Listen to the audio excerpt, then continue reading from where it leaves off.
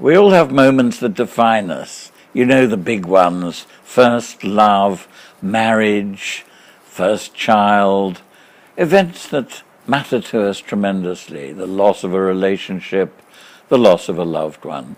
These are the big moments that define us. But some of the things that define us are smaller moments, and they're possibly more significant than the big ones.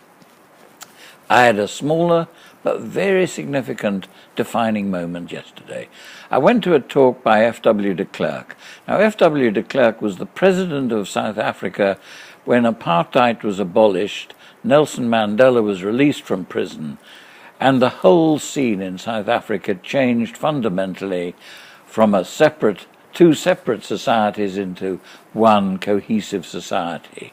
Yes, he admitted South Africa could be doing better than it is, but these were major moves, and he was the man responsible for them.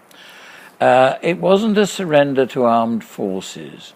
This is the interesting thing. Even though the African National Congress, headed by Mandela, did have an armed force in it and did use arms, it used violence. But this was no surrender, it was a negotiation. And F.W. de Klerk used his experience there to talk to the SMU students about negotiation in leadership. Now, his objective was to see that everybody succeeded in leadership, not just one person winning. And this is an extremely important, of the 7 points that he made about leadership, I would say this was the most important one.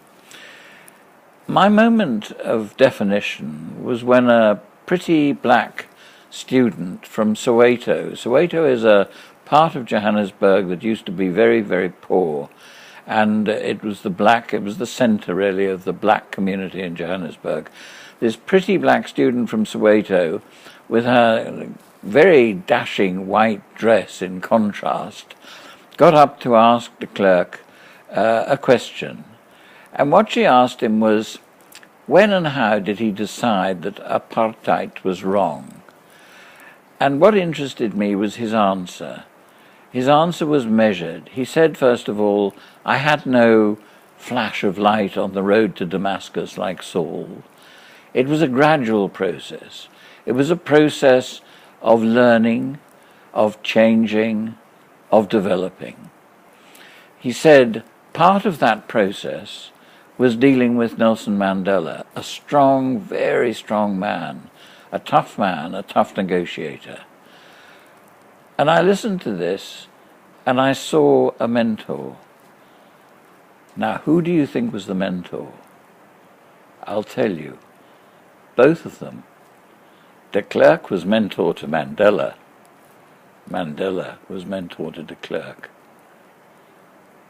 A few tears of joy ran down my cheeks. I haven't seen mentoring so well defined before. Good morning.